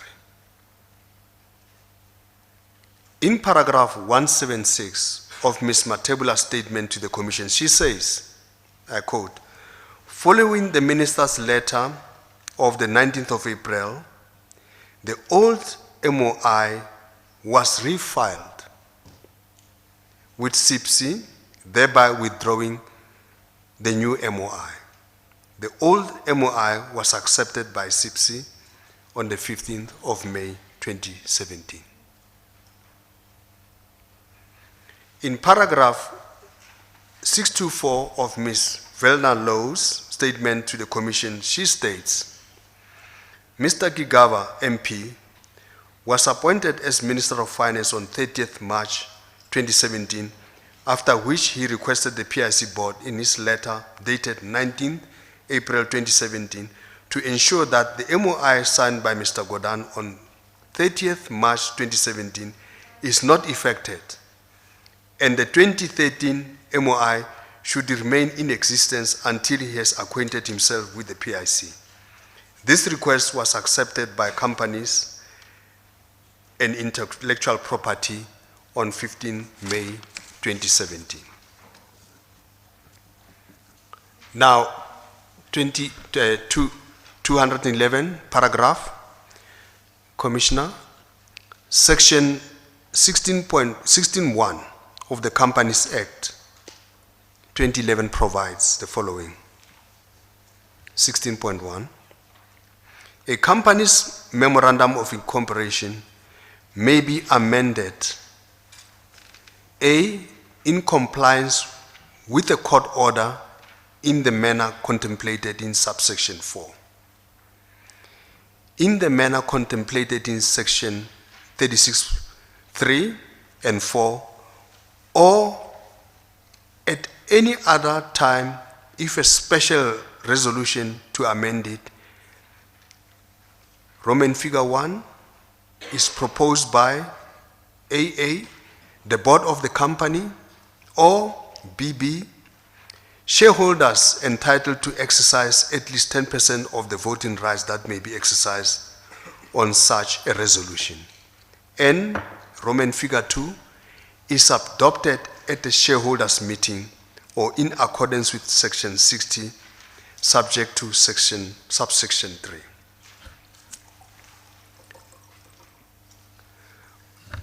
Commissioner, I'm not a lawyer, but I've been advised that there's a problem with the way the old MOI was refiled. In short, if you think of it, the old MOI was signed by Mr. Godin when he was still in office. He replaced the old MOI with a new one that was accepted by SABC on the 19th of April, 2017. Refiling of an MOI signed by the minister who's no longer in office looked a little bit irregular to me.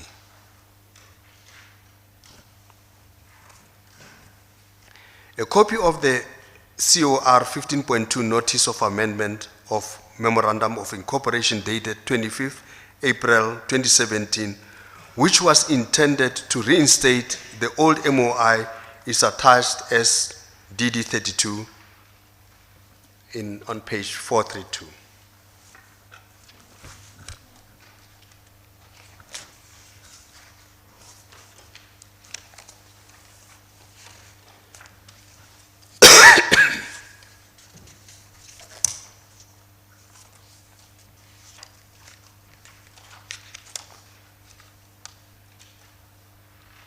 Have that one?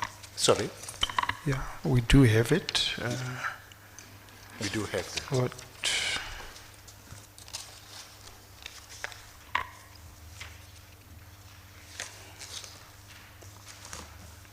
We okay, right? Yeah, yeah. Thank you. What do you, sorry, what do you want to refer us to here on this document? This will be the form CR 15.2, dated the 25th of April 2017.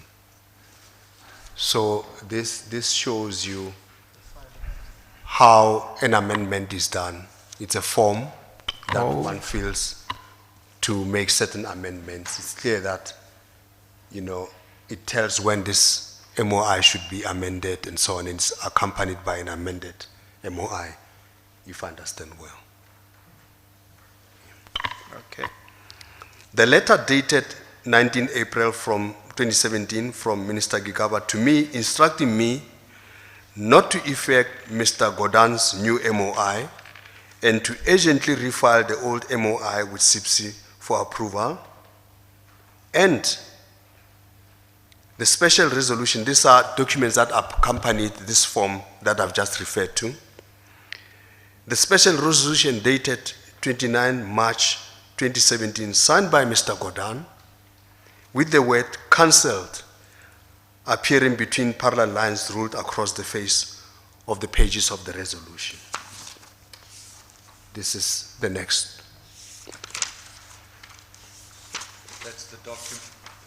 That's the document at pages 434 to 435, is that correct?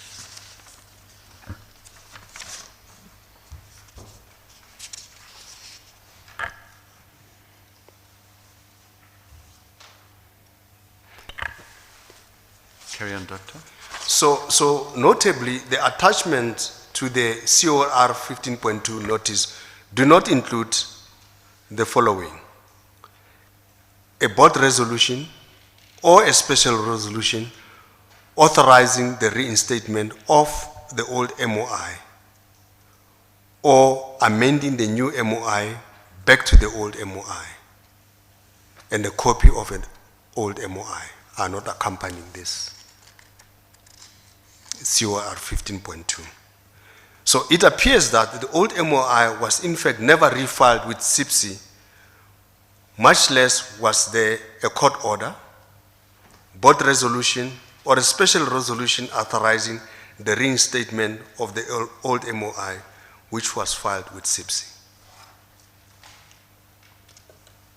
Again, without professing to assert any legal expertise on the subject, it therefore appears that Minister Kodan's new MOI was never legally amended back to the old MOI.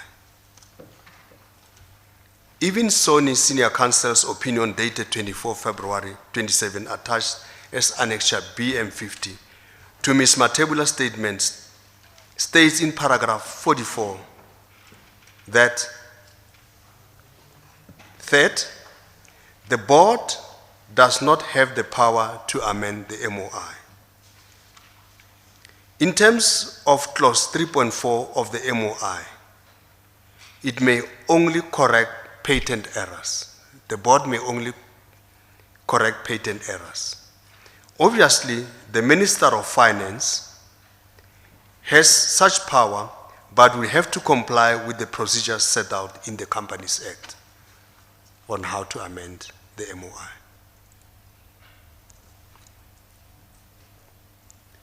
I draw the Commission's attention to the fact that the PIC sent a letter dated 11th of April 2017 with annexures to Minister Digava, advising him in paragraph 13 thereof that any administrative process to withdraw the amended MOI, which has now been submitted to SABC, should be done through a special resolution of the Minister, and attaching a draft special resolution for recommendation by the Deputy Minister to the Minister.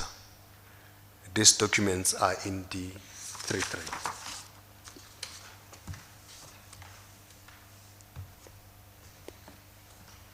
So, to the best of my knowledge, no signed special resolution was ever received back from Minister Gigaba, nor any explanation for his failure to do so. So, Dr. Majile, if I can just refer you then to Annexure 33, DD 33. These are pages 436.1 to 436.6. Is that correct? That's correct. That's the letter that the PIC sent to the Deputy Minister in response to the Minister Gigaba's request to re-amend the new MOI back to the old MOI. That's correct. And the special resolution that you refer to is this document attached as Annexure B, referred to as Annexure B in the letter, and it is to be found at page 436.9 and the reverse thereof 436.9A. That's correct. Is that correct? Sorry, I apologize, Commissioner. That's not the one. It is 436.5. Is that the one?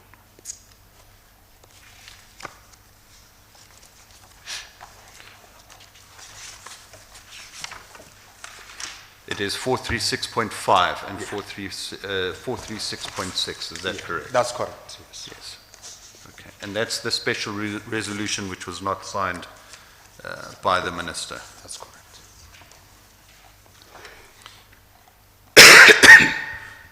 But nonetheless, Doctor, you weren't involved with that process. It was led by the COSEC. Is that correct? That's correct. It was led by the COSEC.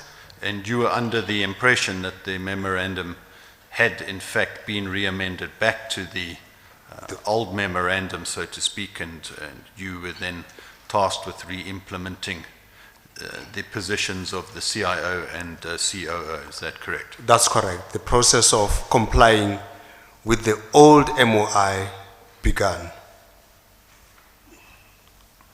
So 218, my attempts to re-implement the old MOI are dealt with below.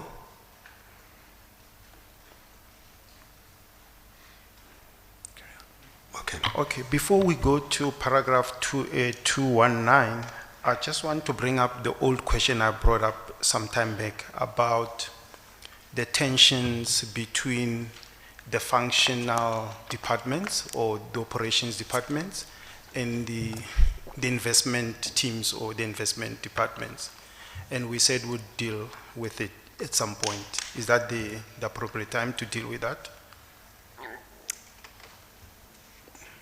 I think so. Yeah, Let's yeah. try, if I may. These tensions, these big tensions between those divisions. Yeah, so just to explain further, give us more color to that, you know, what do you mean by that? By those tensions, and how did they develop and sort of go further and further and further? Chair, as I indicated, the environment with the new leadership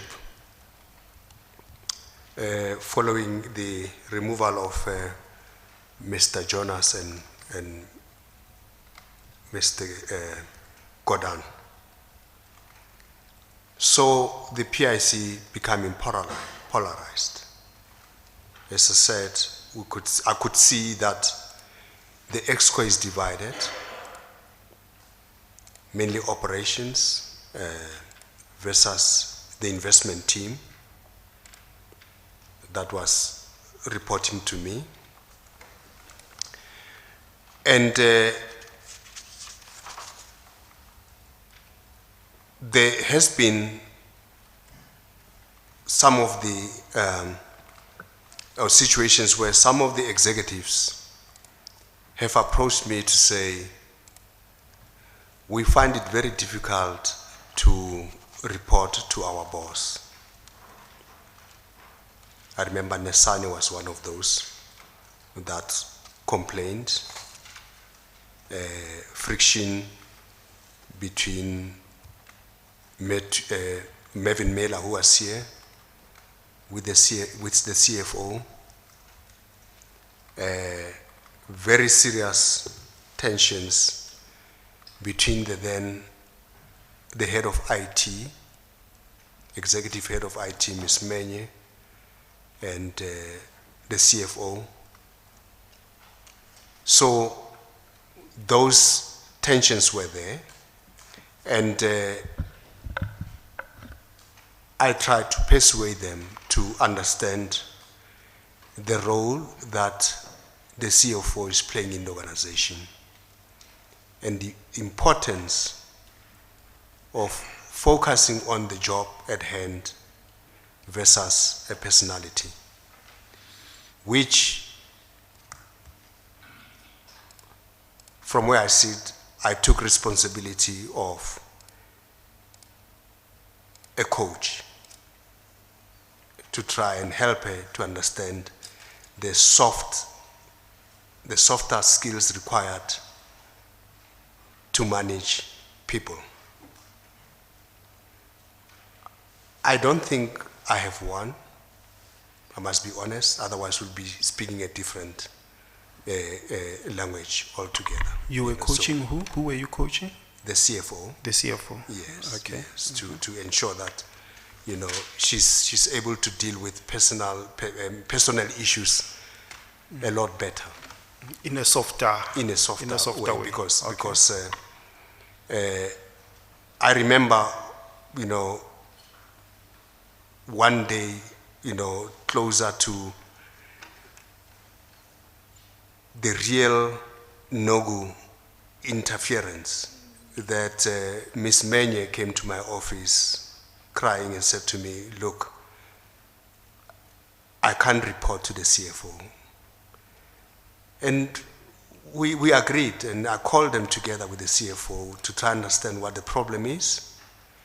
And eventually, we agreed that Ms. Menye will report to me in the meanwhile, whilst I try to find a way of dealing with the problem. And unfortunately, I'm not qualified to do with, you know, HR issues, you know, as I would have loved to. So the idea was to start looking at better professional helps, those who are schooled in dealing with methods like this, to try and assist us to deal with this problem, you know. So those are the divisions that we saw in the organization, and they continued. People like Magula, I talk about him later in the statement to say, all of a sudden there was lack of cooperation. Remember, this is a person that I personally thought they could run risk. And indeed, in the beginning, I saw potential. They were quite obedient, quite enthusiastic, quite willing to learn, quite willing to be guided. We put him on the board of VBS, as we all know. He was chairing the credit committee of VBS. And we learned through newspapers that the former president got a loan from VBS. A disappointment for us because we thought they could have told us. And I did tell them that, look, they cannot do this kind of things that's going to affect the PIC. We know we may not have powers to instruct VBS how to go about conducting their business, but at least as biggest shareholder, we need to be consulted and at least have a view on how some of these matters of reputation can be managed so that they don't affect us as well as the PIC. But anyway, what I saw is different people now in Magula, very disobedient. I think, if I may, in the language of the Fifth Parliament, they talk about Wadelela. That's what he was like following this. So those divisions, unfortunately, are the ones that cause the PIC so much strain between operations and investments. So that's Magula and you, and then Menye and the CFO, and you mentioned the other one, Nesane and? Yes, Nesane complained as well about the boss, and I did implore them in the EXCO that Ms. More is an executive director, and they may have differences, but they need to understand that there's work to be done, and it's important for them to give her the full cooperation as they're supposed to, and we'll find a way of dealing with other matters of personality in one or the other. And I thought my message was clear and we would proceed in a professional manner. Thank you. I think we'll hear more because you speak about the other divisions going forward. It's fine. Yes. Thank you. Commissioner, if I may proceed. Subsequently,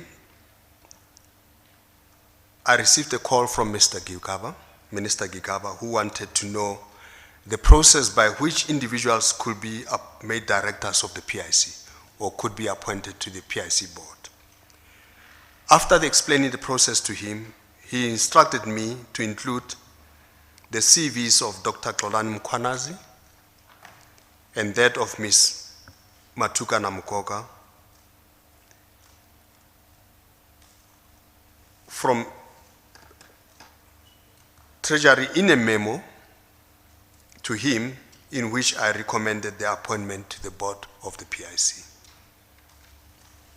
So we received the CVs and instructed to include them in a memo that's going to that is recommending appointment of directors onto the board of the PIC. There were other names already in the memo. We just had to add the two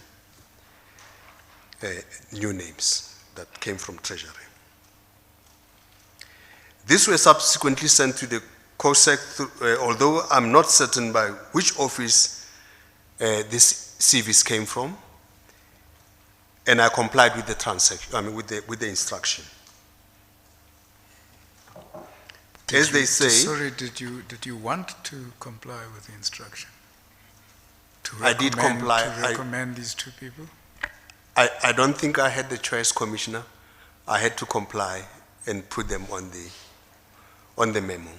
Ordinarily, if you were asked for your views as to whether they would the right people to fill those posts, what were your views? The process is such that we select from the names that are in the database of the PIC already. That's how we used to do it. Now, the names, you'd argue that the CVs were okay, not necessarily strong on investments, but on other things. The other CV was a CA, and so we complied and put those names as requested onto You yourself, were you satisfied that these were right people for serving on the board? I was concerned. I was You concerned. were concerned. I was concerned. I was concerned, Chair, Commissioner. Did you in any way express your concern? Unfortunately, I didn't.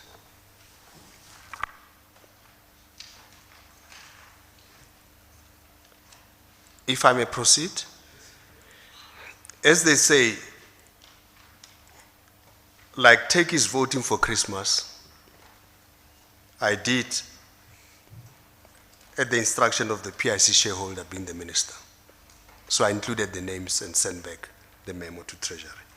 I knew that it was the beginning of a tough period for me. Indeed, Mr. Mukwanazi and Ms. Mukoka were appointed non-executive directors of the PIC. And Dr. Mukwanazi became the new deputy chairman and the chairman of the IC, the investment committee. I knew he was coming with a huge pipeline of deals that he could not execute while outside of the PIC. I knew he was very politically connected. I had met him before a few times at PIC offices, accompanied by one of the former president's sons, in some instances to negotiate a deal involving Transnet properties. Did he- Oh, okay, all right, that's fine. You can go. Did he in fact come with a pipeline of deals, and was that tabled in the normal PIC process? No, I mean, he The- didn't come the with deal- them, or they weren't tabled? the deals came elsewhere. Wait, can you explain that? The deals came from elsewhere, not directly through him, from other parties that are connected.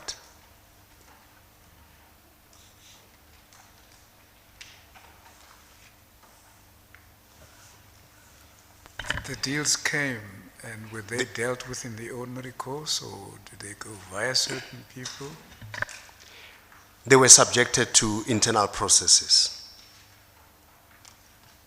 And what, succeeded or they were thrown out? No, there were challenges. Yeah, there were challenges. Yes. And they were brought not by him, but they were Yeah. brought by other people, By but you managed to find out it was him who was. or I knew partly because I've seen those deals those before. transactions Yeah, before. as I said, Yeah, we've met, Yeah, some couple of months or years before, Yes. so I knew the pipeline and, yeah, it was back on the table.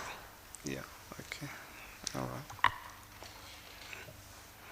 In short, listing these individuals for directorship, there were, as far as I'm aware, no conflict or background check performed on them by Treasury, being the entity responsible for advising the minister on the suitability of shortlisted candidates. I do believe that if this clearance process had been allowed to be carried out from the PIC side, we're given authority to do that, it would have ensured that the NEDs appointed were clear of any potential conflict. My understanding was that the clearance process was a national treasury responsibility, and the PIC was never furnished with any relevant information to perform this process itself. I think the Commission must look into this in order to enhance the process of appointment of directors who must be independent on the PIC board. But wouldn't one assume that the Treasury, once they get these names, they would probably go through some vetting process or some checks and balances, because we probably have had something to that effect, you know. That's exactly my expectation, that that process is happening on the other side. Because, in fact, in the past, we would send a list of directors that, from the board, a board recommendation that says, we believe these CVs are suitable for appointment as directors of the PIC. But people who eventually get appointed would be completely different, not even on our list, or the list that is recommended by the board of directors of the PIC. That has happened in many instances in the past. So the only change this time was that we included new names on the CV that was going to Treasury, and those names that we just included a short notice are the one that comes back as directors. In the past, we just see directors being appointed, and that's it. There is a process that we have been told about at the workshop by Treasury, and so we do have something along those lines to work on, to work with, you know. Yeah. Sorry, before you move on, the question, I just want to stay with this pipeline of deals. When you say they either went elsewhere or came from elsewhere, can you clarify a little bit? What I mean, Commissioner, is that the same deals that were presented in the past were presented by other individuals, not directly the person that we're talking about. No, I understand Yes. that, but I mean, would that have been people that you knew who had previously submitted deals to the PIC? Were they politically connected people? You know, just something about who were in fact submitting these deals if they did not come from Dr. Mkhwanazi, but you anticipated. Because in essence, you're saying Dr. Mkhwanazi had a pipeline of deals, but other people tabled them. And did you know that they were deals submitted? How would you know they were tied to Dr. Mkhwanazi? Because he had been part of previous submissions of those same deals? No, he will tell me that so-and-so is bringing a particular So he deal. would I must tell look you? at it, yes. Yes. And therefore, it was the same deal now coming Yeah, forward, so you knew there was exactly. the connection because previously he had introduced those deals or Absolutely. advised you that they were coming. Absolutely. And then those deals were subjected to the normal PIC processes and either accepted on or rejected on their merit. Absolutely. Yeah. Absolutely. So the deals that came through that elsewhere were, some were approved, some were not approved. Yeah.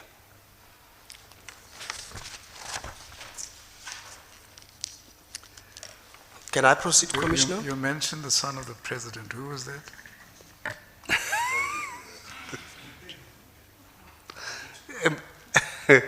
Am I?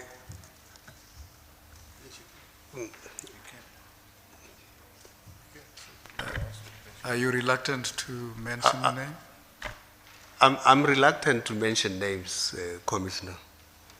You know. But remember, but recognize, leaving it like this, you put them all under scrutiny.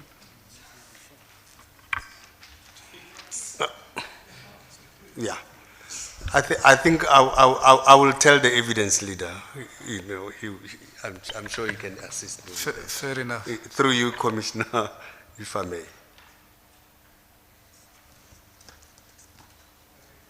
Okay. Can I proceed, Commissioner? Thank you very much. Dr. Mkhwanazi and the COSEC worked very closely.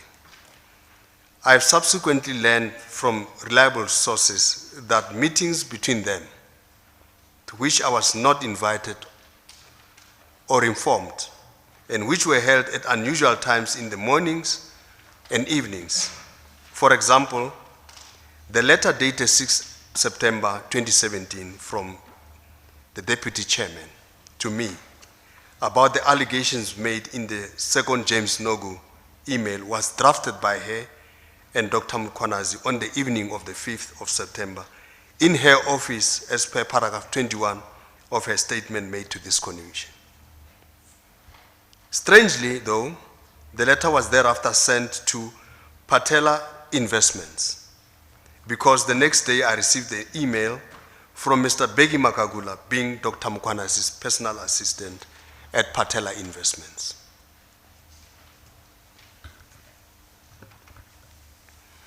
The PIC was not so much in the public eye from before. Sorry, Dr. Majila, just April. before you go on there, Patella Investments and Dr. Mkwanazi's relationship to it, would you just explain that, please? My understanding is that Dr. Mkwanazi is the director of Patella Investments.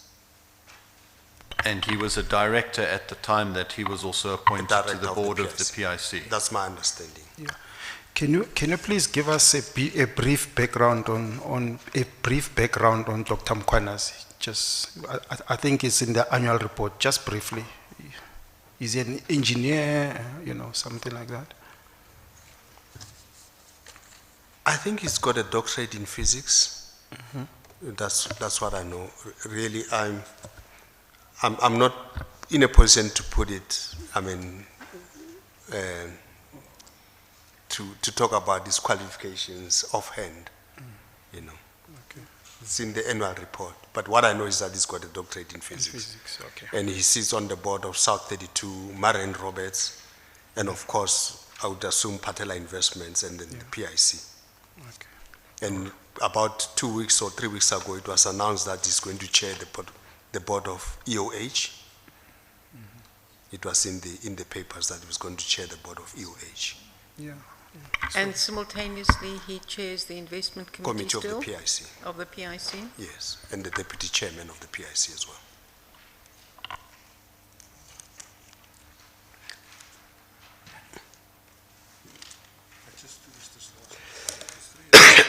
Two to three, the PIC was not much in the public eye before April 2017, except for news on deals that had been concluded, such as Tosako and the Ascendis deals. But after the appointment of Minister Gigaba and Deputy Minister Buthelezi, there was a sudden but inexplicable heightened media attention concerning the PIC. Furthermore, the PIC became inundated with the public protector investigations. We provide a table later in the statement to show the extent of involvement of the office of the PP on the PIC. Mr. Commissioner, we've reached 4 o'clock. I thought yesterday somebody talked about 5 maybe. But there's some opposition from my side here to sit until 5. Right, is 9:30 fine tomorrow again? 9:30. 9:30 is fine, Mr. Commissioner. My colleague says he's got one more question. Just to finalize this one, so you mentioned Ms. Mokoka with Dr. Mkwanazi, but I think as you go along, you just talk about Dr. Mkwanazi. Was there any role played by Ms. Mokoka in these issues? Because you did mention they came together as directors, their CVs and all that, but did she play any further roles along the lines of Dr. Mkwanazi or not? No, not Oh, much. okay. Yeah, So not- it ended there, and Yeah. that's what that was it. Yeah? No. Okay. All right. Okay. Thank you.